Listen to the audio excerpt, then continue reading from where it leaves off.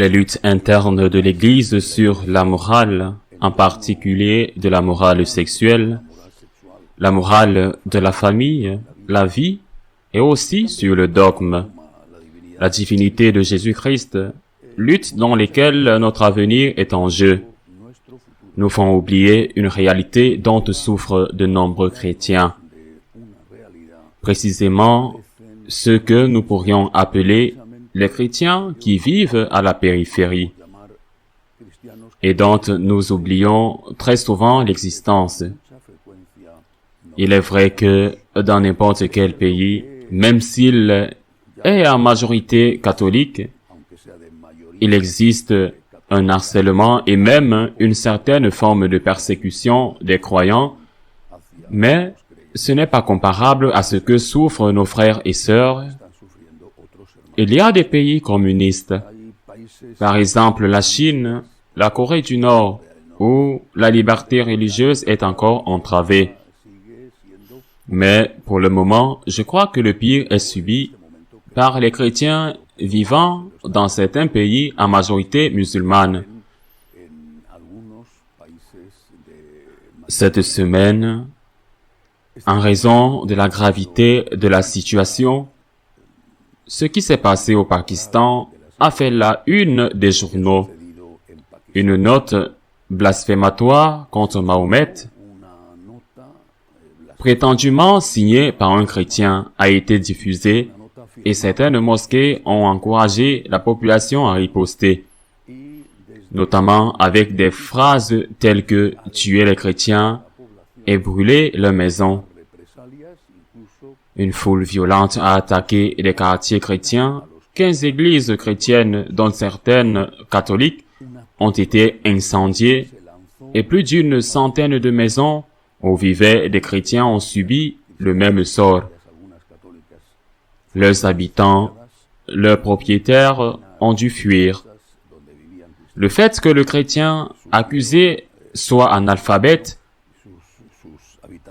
qu'il lui soit impossible d'avoir écrit le pamphlet anti-Muhammad, n'a rien arrangé. Le fait que la police et les pompiers soient arrivés en masse n'a pas aidé non plus. Il était impossible de contenir la foule, même un hostile, un leader musulman qui ne faisait pas partie de ceux qui avaient appelé à la vengeance, à la persécution, à essayer de calmer la foule et d'appeler à la modération, mais il n'a pas réussi non plus.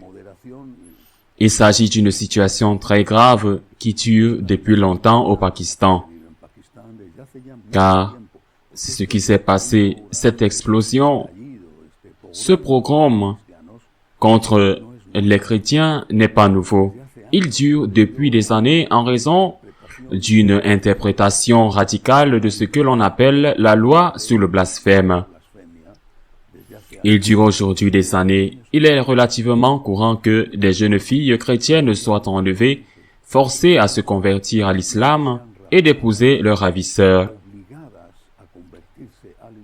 La situation au Pakistan est grave vraiment. Le Nigeria est un champ de bataille ouvert avec la complicité de son gouvernement, dénoncé à plusieurs reprises par les évêques du pays. Même les pays voisins, le Burkina Faso ou la République centrafricaine au nord du Cameroun, et ce harcèlement des chrétiens par le djihad, par l'armée islamique, s'est étendu à l'Afrique australe, à des pays comme le Mozambique, par exemple. Et tout cela se produit avec la passivité et même la collaboration des gouvernements occidentaux. Une collaboration qui s'explique par le fait qu'ils ne se soucient pas des souffrances de la minorité chrétienne dans certains endroits, qu'ils s'en moquent tant qu'ils font des affaires, parfois louches, avec les dirigeants de ces pays. Parfois, je le répète, louches avec la corruption, en obtenant des matières premières précieuses, comme le pétrole, par exemple. Ils ne se rendent pas compte du risque immense qu'il y a à laisser se créer de nouveaux Afghans, si près des frontières de l'Europe. Il est vrai qu'il existe en islam un islam pacifique, un islam avec lequel le dialogue est possible. C'est vrai. Et il serait injuste de ne pas le reconnaître, mais il y a un autre islam qui n'est pas comme ça. Même un islam dont les leaders en rangent à la violence, c'est une situation particulièrement difficile quand il s'agit de dialoguer avec eux. À qui parle-t-on? Que représentent ceux à qui l'on parle? Qui ont-ils comme adeptes? Quelle autorité ont-ils sur l'ensemble du monde musulman?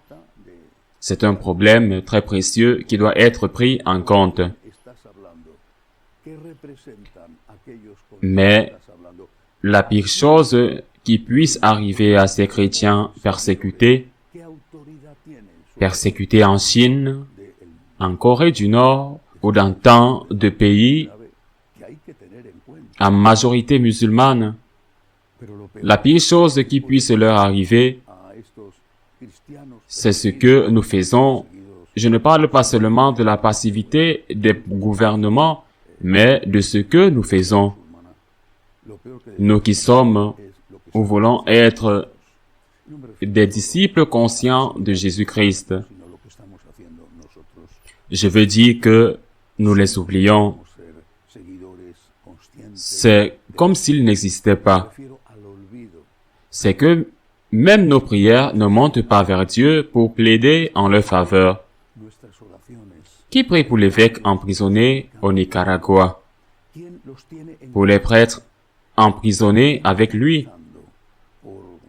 Qui entend parler de ce qui se passe au Pakistan, de l'incendie de 15 églises et de centaines de maisons chrétiennes? Qui entend parler des massacres au Nigeria ou de ce qui se passe au Mozambique? Ce ne sont pas seulement des chrétiens persécutés. Ce sont des chrétiens persécutés et oubliés. Oubliés même par leurs frères et sœurs dans la foi. Heureusement, cette semaine, il y a eu une bonne nouvelle. 150 ans après le premier pèlerinage national français au sanctuaire Notre-Dame de Lourdes, l'esplanade, la grande esplanade devant le sanctuaire de Lourdes, pas aussi grande que celle devant le sanctuaire de Fatima, mais assez grande avec le jardin au centre. Cette grande esplanade était bordée de fidèles, surtout de France, mais aussi d'autres pays. C'est un signe de l'amour du peuple simple de Dieu pour sa mère bien-aimée, la Sainte Vierge. Il y a peu, Monseigneur Fisichella, qui travaille au Vatican, disait « Les paroisses sont peut-être vides, mais les sanctuaires sont certainement pleins. » Et c'est vrai, et c'est une vérité merveilleuse. Et c'est aussi une leçon où nous devrions en tirer une leçon. Il y a un peuple catholique qui a encore la foi, mais qui se sent plus en phase avec ce que nous appelons la religiosité populaire, qu'avec des messes expérimentales ou des homélies ennuyeuses que personne ne comprend. Il faut s'occuper de ces catholiques. Nous devons parler leur langage, leur langue même, pour qu'ils ne continuent pas à partir au lieu d'exiger qu'ils s'adaptent à cette forme libérale de catholicisme. C'est nous qui devons apprendre d'eux.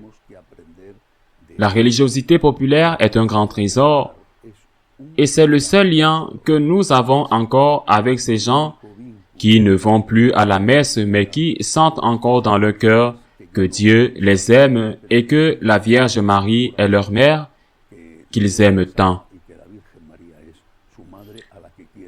Prions pour nos frères persécutés.